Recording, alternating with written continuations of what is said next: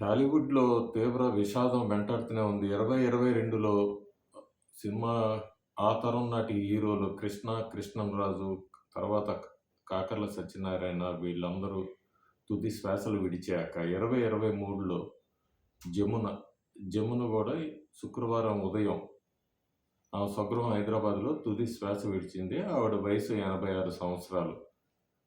1936లో August 30న Karnataka రాష్ట్రంలో హంపీలో జన్మించిన 'జమున' 1953లో 'పుట్టిల్లు' ద్వారా టాలీవుడ్‌లో రంగప్రవేశం చేశారు. ఆమె హిందీ, కన్నడ, తమిళ్, తెలుగు భాషల్లో దాదాపు 200 చిత్రాల్లో నటించారు గానీ, బాగా ఆమెకి ఆంధ్ర సత్యభామగా మంచి పేరు ఉంది. సత్యభామ అని పిలుస్తారు జమున్ని.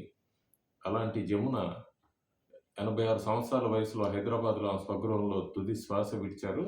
ఆమె భౌతికకాయాన్ని ఫిల్మ్ ఛాంబర్‌లో సందర్శనార్థం 11 గంటలకు తరలిస్తారని తెలుస్తోంది మనకి.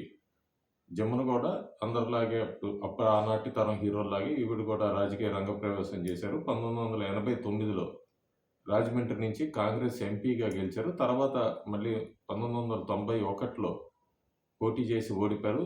ఆ తర్వాతంతా గూడా రాజకీయాలకు దూరంగా ఉంటున్నారు.